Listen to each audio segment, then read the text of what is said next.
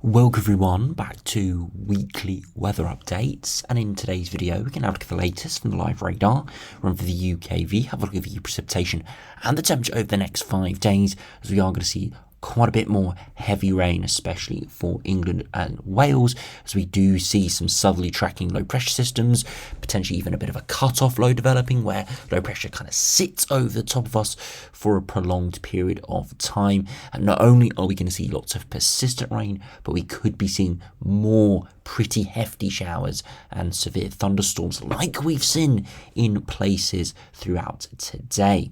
Now, as we head into the medium to longer term, things do look like they could settle down for the middle of the month, as we could start to see high pressure pushing back in, as we are seeing a trend of warmer, drier conditions building in within the ensembles and the operational runs. Now, it's no guarantee. We have seen lots of changes over the past month or so, and this could be another occasion where the longer term outlook is completely different to what happens in reality. So we will have to wait and see, but there are tentative signs at the moment. But we must remember that is 7 to 10 days away at least. The short term, as I said, is still looking really unsettled. The only positive note is the upper air temperatures and the surface temperatures could rise gradually over this upcoming working week. So do remember, if you enjoy my videos, make sure you like and subscribe, and remember to follow me on Twitter as well, the link's in the description.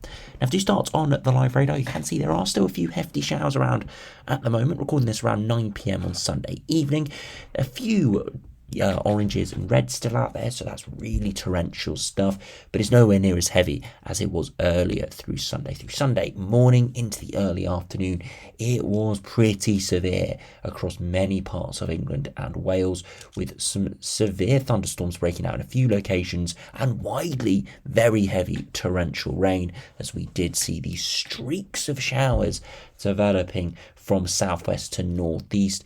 Did move through quite quickly, but because they were these long lines of showers, they did line up in places, and it did give a dumping of rain in many areas.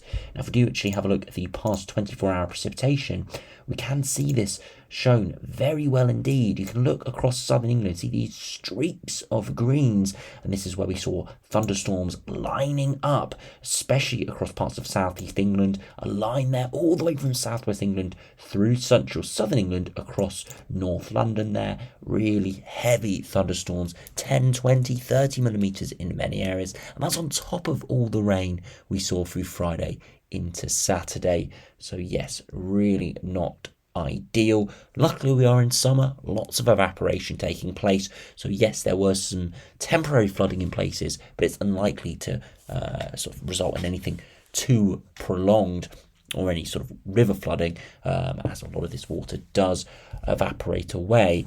But still pretty horrible conditions, and as I said, there was some surface water flooding in places. You see further northwards, still seeing some thunderstorms, especially across northern Wales and parts of northwest England, but it's a little bit more sparse, and again you can see not quite as dark in terms of those greens, so not as much rain. But we are going to see more persistent rain over the next 24 hours, with another area of heavy rain moving up from the south. Now, if we look at the temperatures, it's been a fairly poor day in terms of temperatures, all below average.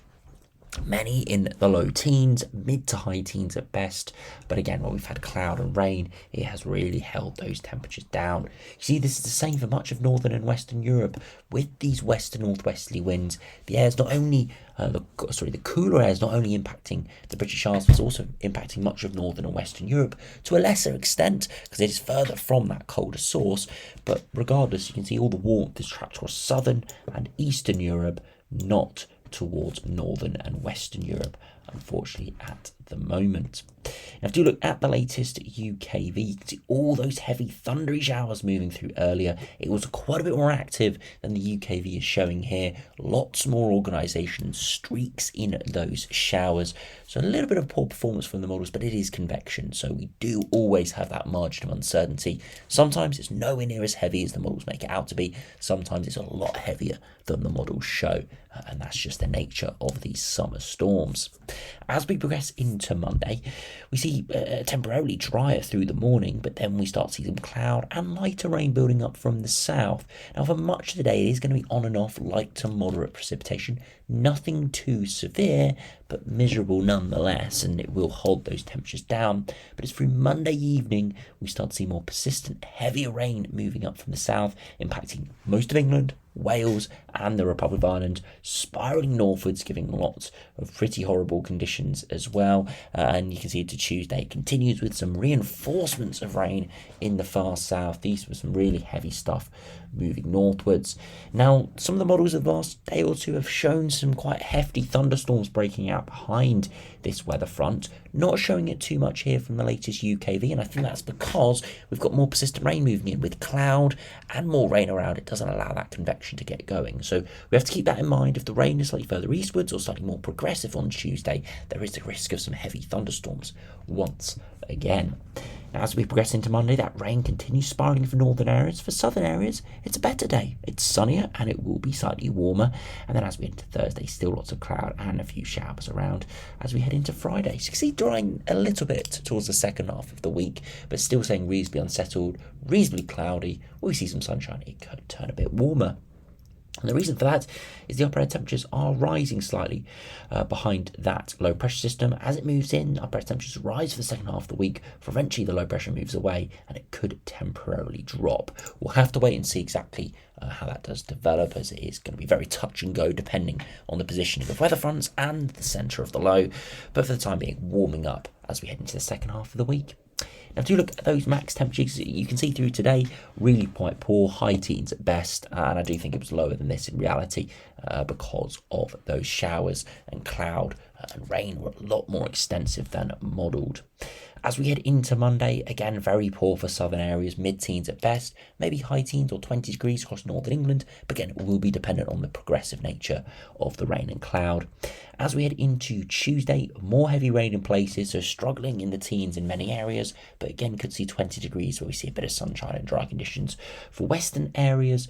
And into Wednesday, it could be slightly warmer for all where we don't have the rain, maybe 23 or 24 as we see those slightly warmer upper air temperatures. We must remember we are in peak summer now.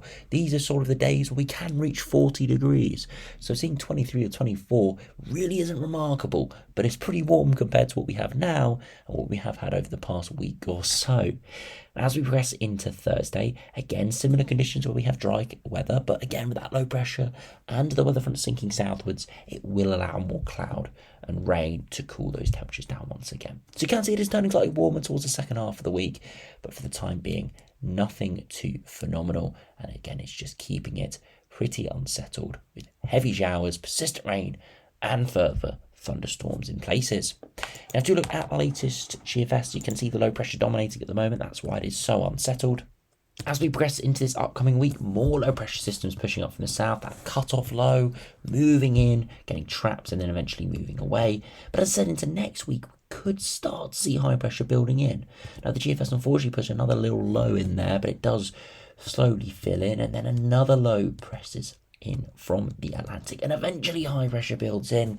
So you can see it gets a bit delayed, a bit stuck on this GFS, but towards the end of the run, towards the second half of the month, it is drier, it is a lot warmer. You see precipitation is fairly minimal, and if we do have a look at those surface temperatures, it will be pretty warm as well. Widely mid to high 20s, could even touch 30 degrees there through the middle of the afternoon. So the GFS does go a lot warmer, a lot drier in the longer term, but it still keeps it at that day 10 and beyond point, with keep seeing these little lows, these pesky low pressure systems pushing in that medium term. We'll have to wait and see exactly how it does develop, but this is the scenario we've got at the moment. Now, if you compare to the latest GM, again, low pressure pushing in at the moment, continues to dominate through much of this week. Eventually, higher pressure building in for the weekend, and another low tries to nudge in from the east. And we're kind of sandwiched between lows here, and right towards day 10, we do see more low pressure pushing in. It is very weak low pressure, but it is instability.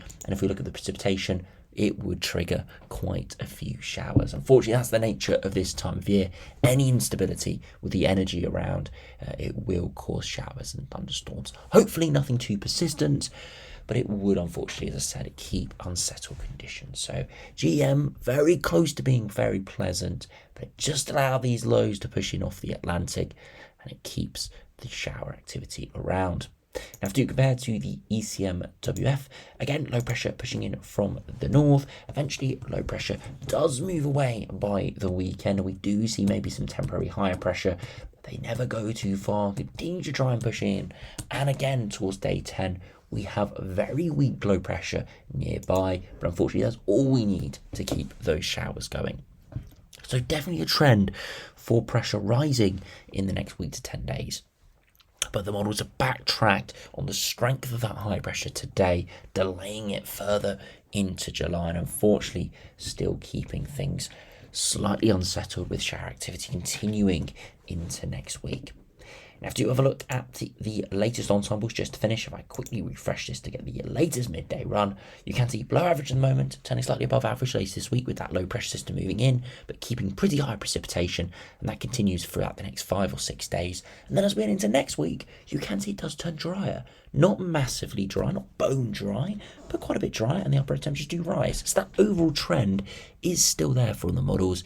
Perhaps just not quite as strong as it was yesterday, and again we'll have to wait and see. GFS producing a huge precipitation spike there for 6 days time, and I suspect that again is one of these little low pressure systems moving in from the channel, bringing some very heavy thundery rain. Ignore that at this stage. If that came into the sort of 3 or 4 day time frame, you started seeing it from the UKV, then I would highlight it, but it's got very little support at this stage, so we'll just have to wait and see.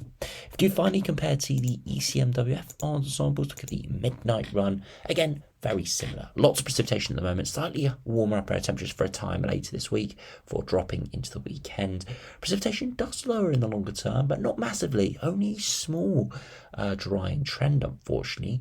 Not quite as dry as the GFS was showing, so still keeping that shower activity, and the temperatures are generally around average. So ECMWF not as positive as the GFS, definitely there.